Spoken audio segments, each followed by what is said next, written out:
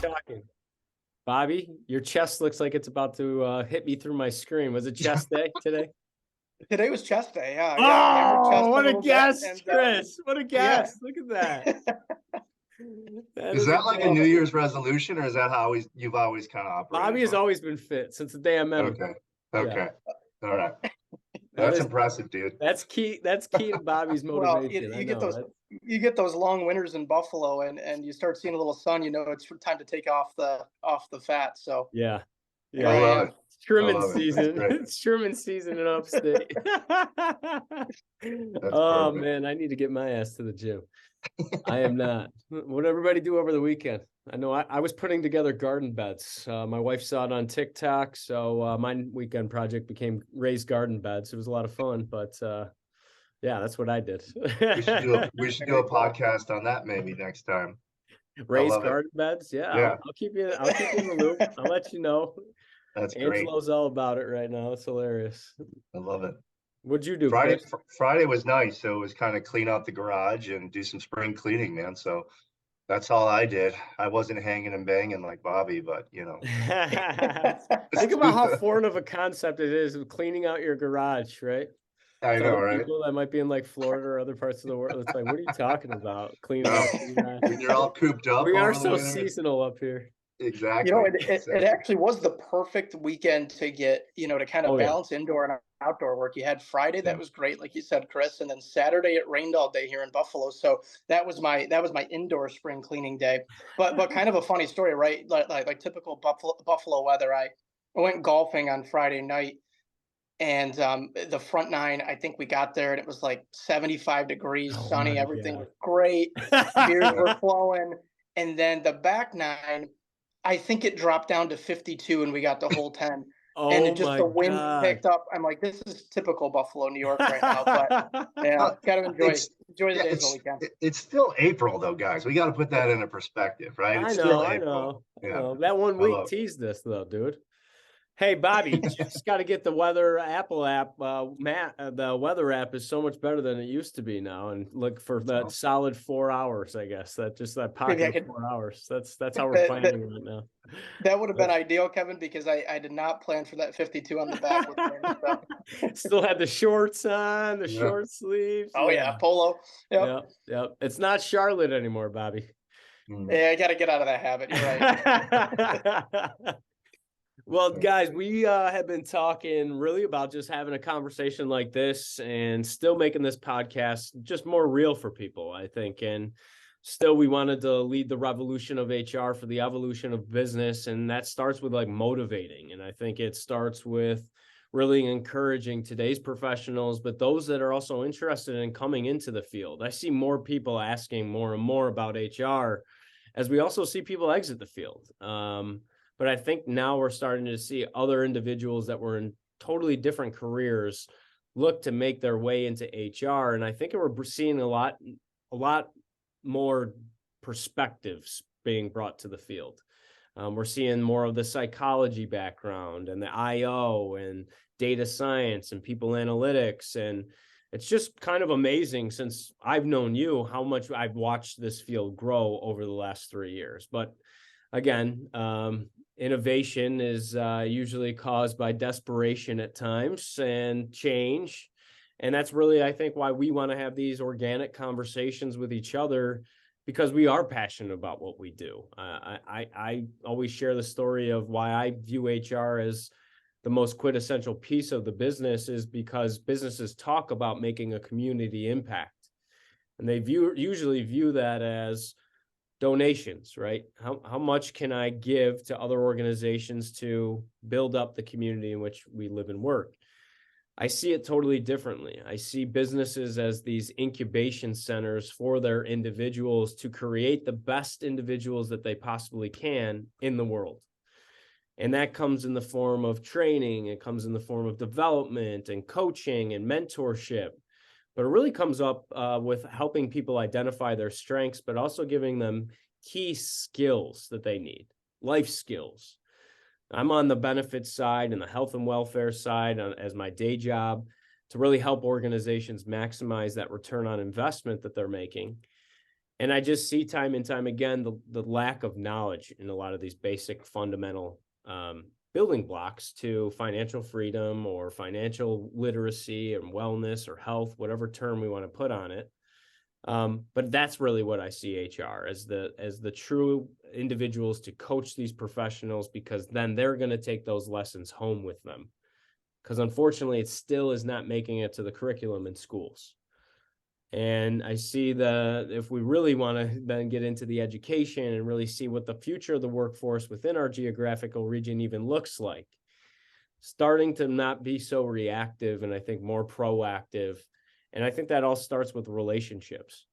Bobby and Chris, you hear me talk all the time about how that internal politics, but really understanding how to play the game. And I think it is building those relationships. And you've heard me say so many times, if we don't understand how we make money, where do we spend it, and how do we lose it in HR, I find it very hard to believe that we can even identify where we can add value back to the organization. Me in my position, the way I think, how do I pay for my position within the business? Because I'll always keep it. That's how I think. How do you think, Chris? I mean, just thinking out loud, right? How do you make sure that value, I think, is one of those things that everybody's chasing, but because it is rewarding, I feel like that's maybe where we feel gratified that, hey, I get to see the fruits of my labor almost. Yeah, it goes two ways. And first and foremost, hey guys, it's great to see you again and great to be with you again for another episode. And we'll get to that value point, but I think it does two things, right? It demonstrates what you're giving to the organization that you're at, but also there's a self-gratification, self-satisfaction aspect to it as well, when you know that you are doing something, again, playing to your strengths, you're doing it better than others, you're helping the organization to achieve its goals or objectives, which is, getting back to the reason why we do these conversations, why we have these conversations. It doesn't matter if you've been in HR for 50 years or you're just thinking about going into HR. As Kevin said, how do we continually innovate? How do we continually learn and grow? And that's really the intent of these sessions. If you can watch or listen to one of our sessions and take away 1, 2, or 3 things that you feel you can apply into your current role at your current organization, that's fantastic, right? And that's really what our goal is. Can we have a conversation that allows everyone who's a part of that or listening to it to take something and then apply it, right? And maybe you're going to start doing something a little bit differently because as a result of what you heard, you think, hey, that's going to help me be even more effective in my role. Maybe you're going to stop doing something because as a result of what we talked about, it might be holding you back, right, from being as effective. But more likely, you're going to say, hey, I feel like I'm doing the right things because, I believe or I feel the same way that, what we're talking about today, and I'm going to continue doing what I've been doing. So that's really the goal for our session. And, ultimately, can we be a little bit more proactive and less reactive in the HR space, which I think we get dinged for, more often than not, of just being kind of reactive? Then yeah, absolutely. And if we can do that within each function within HR, the business is going to take note, right? And we're going to be able to build those stronger relationships throughout the business, which is key, I think. I so agree. But I think it all starts with asking questions, really, and good questions. And you have to have the time to ask those questions and actually hear. But how do we start this show, right, today? The listeners didn't get to hear before we came on, but we set an intention. And I just really have to talk about this because I've applied it to pretty much every aspect of my personal and professional space. And setting that intention, I think, Chris, is what the audience, if I could have anybody take one thing today, is really just start small and set an intention for a meeting that you're going to today. And what your intention should be is, I want to take something away from this conversation today, identify a problem that I can help to be a part of the solution for, and see how I can empower, enable, and encourage the success of somebody else. Now, if we enter the meeting with that intention, the questions that we think about during the conversation will totally change. And how you hear and what you hear will also change. And I always use that monkey in the ball throwing back and forth, back and forth, back and forth. And you're told to watch the ball and tell me who's going to hold it at the end of this video. So many people do not see that gorilla that walks clearly in the background, dances in the background, and leaves. And that was the one thing that I had to see, to understand. That is how I can almost control my brain, because there's a lot going on up there. We got a lot of distractions.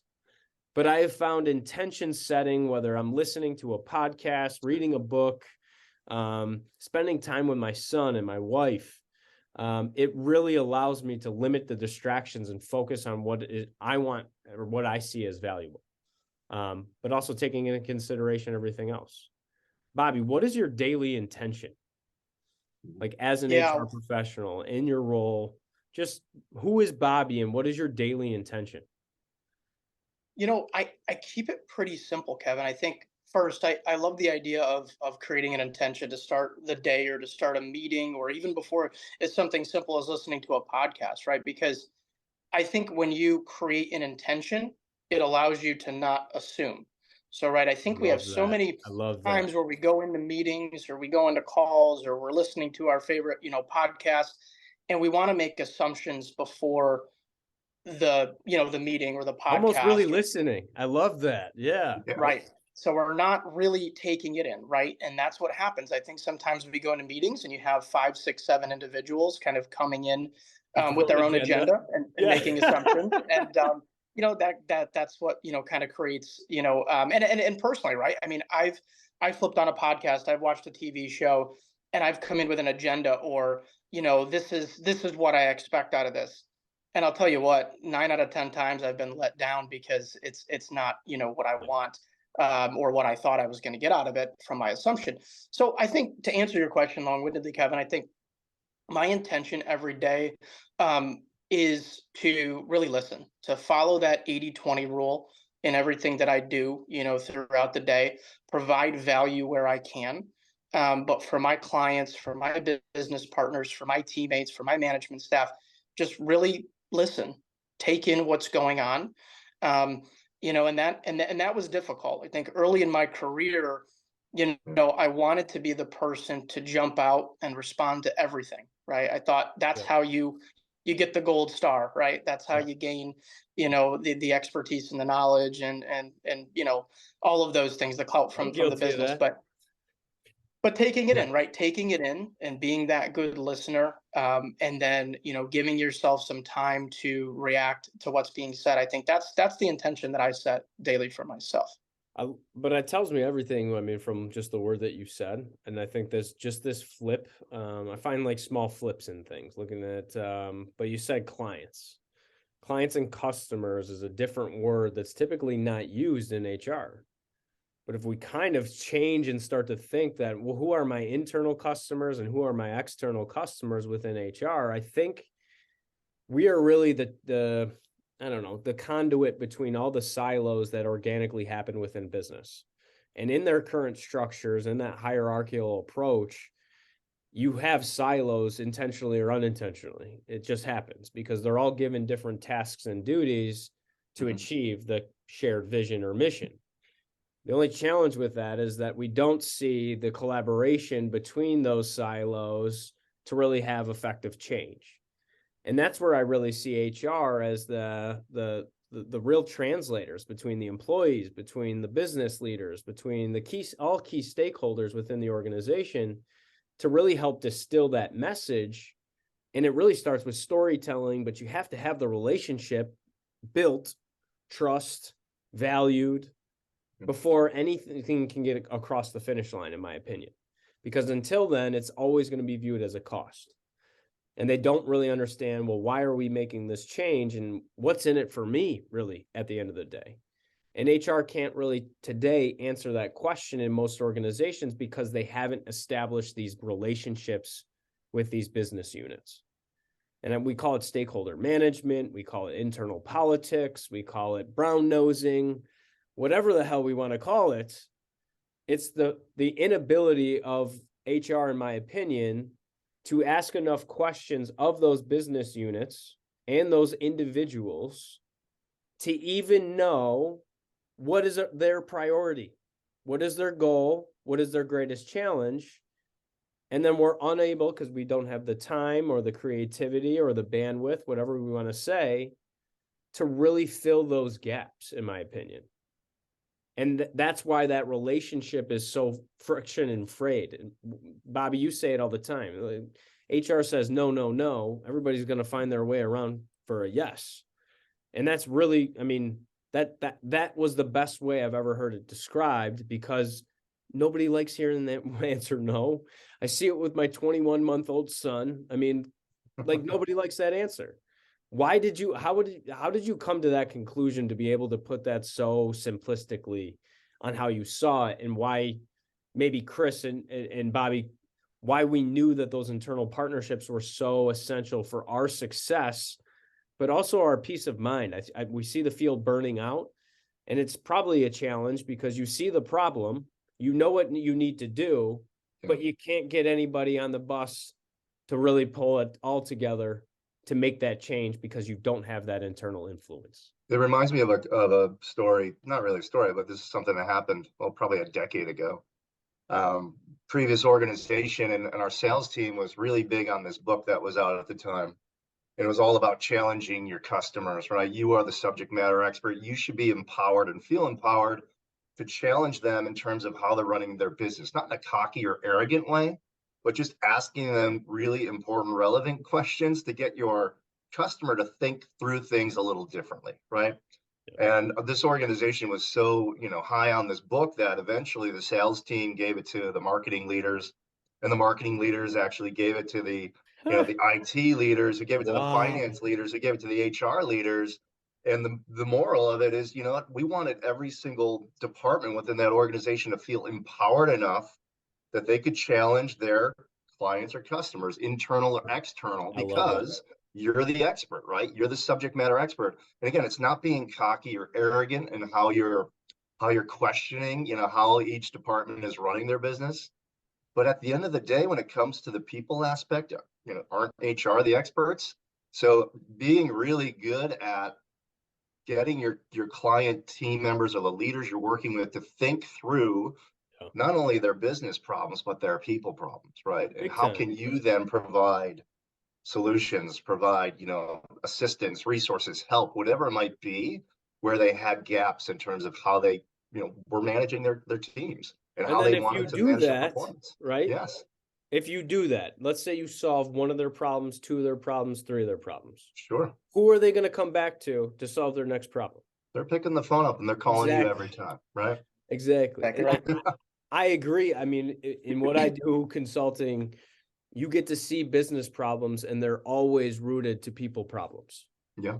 And I talk about this, the like looking forward always within the business, where HR really needs to be pulling back the organization and have them really determine what are the inputs that are going to drive those outputs, and really make them get on. Because I think that's true change management, is to build that accountability to get, again, any change across the finish line. And I say that to communicate it appropriately, educate it, and then see that organic. And that's what I've talked about, is like almost entrepreneurship is lost in a lot of businesses, because then they rush to fill the mold of repetitive process and output.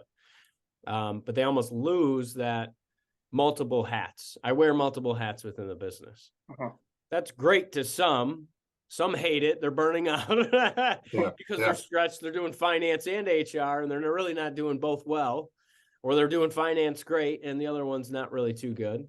Yeah. But I think it's multiple perspectives, seeing the same challenge from multiple angles and views. And I think that's really how most problems can be appropriately solved. And that's really where I see HR, building those relationships. Like, I always think about questions, great questions. Do you guys have great questions that you really like to ask to like spark up conversations with these partners to really pull out? Because not a lot of people are willing to give either. They're not willing to tell you my problems and I need help.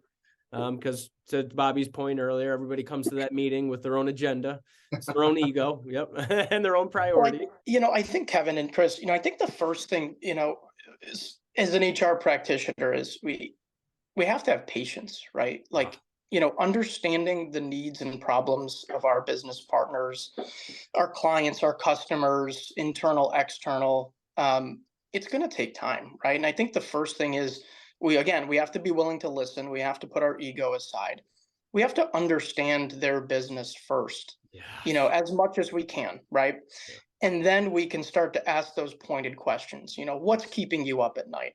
What are the pain points that you're seeing? What's going on here from a talent perspective? All of those things, depending on, what the conversation calls for. But I think we have to first understand that it's a little bit of a journey. And oftentimes it's not going to be solved in, 1 or 2 meetings. We have to take the time to really, get to the roots of it. I mean, most of our business partners, most of our clients, most of our customers, they've been doing their jobs or some version of their jobs for 15 to 20 years. Yeah. For us, you, me, Chris, to go into a meeting and think that, we're going to be able to understand everything that they've done for 20 years in 30 minutes. We got another thing coming, right? And we don't have to understand But that's it all. the crux of it. Being in the HR profession, all of those individuals think they know everything there is to know about HR. Correct. Right? This is true. It's the right. Correct. I love that. They're like, if there's no way you seen can the understand my traditional business, approach, but I can. Yeah, let me tell you how to run the HR, the talent team. It's like there's so many perfect. because, but it's again, but I think Bobby, what you're touching on, you say patience, but and it takes time, and a lot of HR people are going to listen to the show and tell you F off, guys. So like, you don't have time. I got no time to do any of this. Like, I want to be doing all that stuff that I read by Dave Ulrich and all these other prolific HR people, but frankly, I don't have the time. And but I think what it happens starts when with you the don't intention and also prioritization and carving out the time too, to make sure you have it. Otherwise, to our earlier points, you're always going to be distracted. So it's like, how do I get the time in order to build these relationships is probably one of the hurdles that a lot of the listeners are probably asking themselves, Bobby. That all sounds good, but stop painting that perfect world picture for me. Here's how do I thing, do though, that? right? Here's the thing. If we take the 10, 15, 20, 30 minutes up front and we do that a few times to really understand our business, what we're looking to do, all of those things, it's going to help us so much in the long run. Because if we don't take that time, if we aren't patient up front, we're going to make assumptions, right? We're going to make assumptions that we think we know what they need, what our teams need, what our partners need. And, more times than not, we're probably not going to hit the mark. And that's what there's literally a perfect graph that explains it. And I love looking at employer expectations and employee expectations. Yeah. Now, employer says we're doing something great. They feel like they are. Employees are like, you're off by 35%. You're like, so it's how have we continued this like graph, right? And we're just, this wedge is continuing to drive. Now, businesses are focusing on the problem because, like I said, desperation is the greatest form of innovation for a lot of these businesses. I was at Leadership Rochester on Friday, and I found it fascinating. You think of Rochester, you think of what? Kodak, probably, Xerox, Bausch & Lomb, SentrySafe. So GDP back then was primarily industrial manufacturing. Now, fast forward to where Rochester is today, 85% of our GDP in Rochester is service-based. 15% is manufacturing. However, I think that conditioning over time in leadership, in management, in business theory, in ethics has trickled down into just about every other business and organization. And they don't really realize that it is the people first. I think we're evolving, and I think we're starting to see that.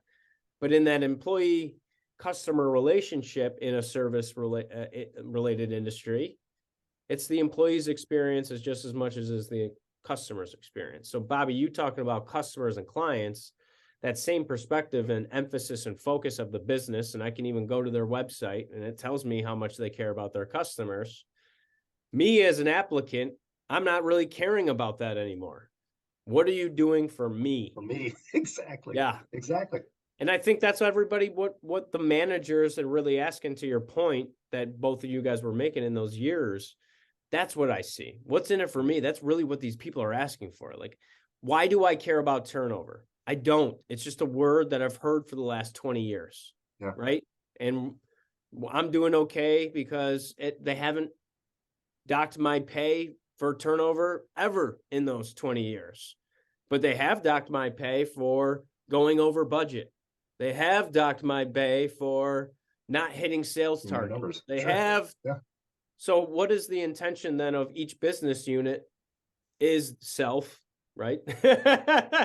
And follow the money is what I usually say, because money is usually what motivates that individual in most cases, and how they're bonused and compensated tells you what motivates them. So turnover, Mr. Manager, you prioritize, because if you have too high of turnover, your overtime will increase and you'll probably be over budget for the year. So we have to almost reverse engineer why they should prioritize these things, but you can't do it, to Bobby's point, without that business lens, taking that 10, 15, and 30 minutes to just find the common language. I think the communication is just breaking down at multiple fronts, and I just see HR as that there really should be viewed as the conduit between all, to bring all those parties together, to really be that microphone or that earpiece with the workforce. So I want to go back, Bobby, because earlier on when we first started, you used a term. You said, you kind of operate the 80-20 rule, and in my head, from a learning standpoint, I'm thinking of the Pareto principle. But tell the listeners what you meant by that 80-20 rule for yourself. Yeah. So by 80-20, what I refer to is whenever you're having a conversation, I want 80% of the conversation to be me listening and active listening to you, right? 20% is me providing feedback based off of what you're saying. But the majority of our conversation, I should be taking it in versus giving it out. And I do something, maybe a little bit unique, where if I get off the phone with a client or a teammate or whoever it might be, right? Even in my personal life, I try to ask myself, did I act out the 80-20 rule there? And if the answer is no, I ask myself, why? Did I bring an ego into the conversation? Was somebody looking for me to be the subject matter expert that prompted me to say a little bit more and listen a little bit less? Yeah. If I can justify it, it's okay. But I really try to live by that 80-20 rule. I just go back to Bob. You reflect, dude. I think so many people, again, are onto the next meeting, onto the next meeting. I see it all the time. Nobody takes notes. I have pages of notes in every conversation, in every meeting. Otherwise, I don't remember it. So maybe that's a best practice that I can bestow upon everybody else. Just taking sheer notes. The way I see the 80-20 rule, back to Chris's point, the Pareto principle, is usually we see 20% of the workforce doing 80% of the work, as we hear all the time. But really, then I look to HR, 20% of our time is focused on strategic initiatives, but 80% plus of our time is focused on the tactical. And that's really where I see that flip, that necessary flip. And how we do that is people, process, technology, and partnerships, as I consult on all day. But that's really what I see, because that is what the business is asking for. If we look at the business's priorities and their strategic goals, it tells us that 80% of it is strategic. So there's just back to that time part. If we don't carve out the time and we don't focus on the right things, my fear is, and now we see this great AI tool coming out. If you are just an order taker in HR and you are doing repetitive tasks, this is my note to you. Your job will probably not be there in 5 years. So you need to evolve, you need to adapt, you need to change, because the world is changing faster than you. And if we are viewed as that tactical cost center within the organization, we're seeing BPO models and PEO models. If we continue to allow the market to tell us that we're invaluable to the business within HR, that will soon be the case. And we will outsource these functions. And I don't think that can happen because I'm an employee, you're an employee, you're an employee. That scares me. And it's just the lack of innovation and carving out the time in order to appropriately change. That's scary. It goes back to intention. It all goes back to intention. And, where are you spending your time? And you love saying, we heard it before, intention drives our attention, right? So making sure that we're focusing on those things that are most important. So being very intentional about reflecting, Bobby, right? How did that meeting go? Did I behave in the way that added value is huge. Being very intentional about, how we are here's that word again, responding, right, to the changing business needs. We talked about time, and time is not well, it's infinite, but we've got very little. It's one of those resources that is easy for us to lose sight of. But it is the common denominator. It is. It is the always great comes back to time. equalizer. I always say, like, that Always is what comes I back to see time. time in. And how are you spending it, right? And nowadays, given the fact that the pace of business is so fast and things are changing so often, the most important skill we said you got to be curious, right? You got to ask questions. You got to be a good listener. You also got to be very flexible, agile, and nimble, right? Because things are going to change. I think the biggest or the greatest example I've seen of this recently is gone are the 12-month performance reviews, right? Where we're going to set goals for 12 months. Thank you. 12 months are just way too far in advance. And you know what? Team members, employees, associates are telling us, dude, this shit changes every month, right? Yes. How am I going to sit and tell you what I'm going to do for the whole year in January? Well, by the time we get to the end of February, we've completely changed course. Yeah. Right. So we see how subjective those are really at the end of the day. And they're really, it's poor mechanics of them lacking to understand the actual value of the position and how to grade performance. Hence this great big pull that we're starting to see with the hybrid workforce.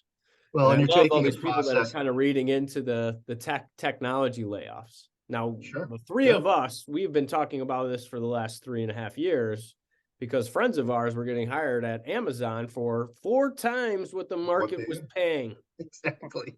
And I said, well, they got to outrun that. And that doesn't go away. And then what did we see? These massive layoffs, because they were paying far more than what that value was, or position was valued.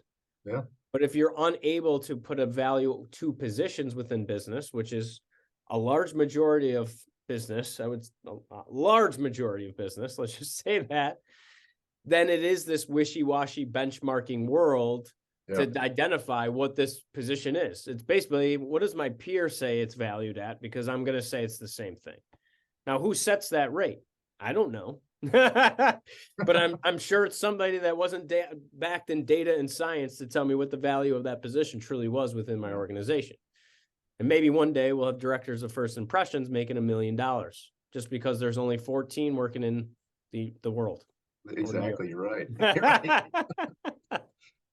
How do we get there, right? That's awesome. But I really enjoyed today's conversation. We're going to do more of these. If you found this fun, exciting. The other thing we really wanted to start doing, Bobby, I'll let you kind of encourage the audience but what we were envisioning to really bring topics to life. So why don't you kind of end on that as a great way to end today's conversation? The goal of our podcast, right? I mean, I think in the past we had wonderful speakers, all across the world, HR leaders and thought leaders. We're going to still do that, right? But these types of conversations, this sort of real talk HR, as we're calling it, this is just us talking about the things that we're hearing and seeing within the workplace today. What's important to us? What are the trending topics in HR? But more importantly, we want to hear from you, right? We have our own ideas, we have our own thoughts, but we want to hear from our listeners. What are some topics? What are some points? What are some things that you're hearing, seeing that you want us to talk about? So over the next couple of weeks, we're going to put out some polls on our website. We encourage all of you to, vote, to, provide some feedback there, and we'll integrate those into our conversation, some of the talking points that you have as well. Yeah, I think it's going to be a lot of fun, Kevin. I like this forum in this format that we have here. It's off the cuff. It's real talk. I like that it was chest day and you felt good enough to just roll from the gym to have today's conversation, man. It's the thing too. It's a little too early for me to swear too, but once we start doing these a little bit later in the evenings, after who knows what's going to come out. Couple of something dark. We could have a little something dark in our glasses maybe at the next conversation. Today was certainly a coffee chat. I was up and at 'em very early today for today's conversation. That's right. But thank you. I think this was a blast. Really encourage our audience to give us that feedback too. Just as much as we say, I always encourage feedback. It's the only really way to grow. But get comfortable being uncomfortable, I think, in HR. And the more we do that, the more we step outside our comfort zone. I think that's where we enter that growth and learning zone. And that's really what we're all challenging all our listeners to do. really think, come with an intention, but come with questions. What's on your mind, and how can we help you at the end of the day to be more successful, both personally and professionally within your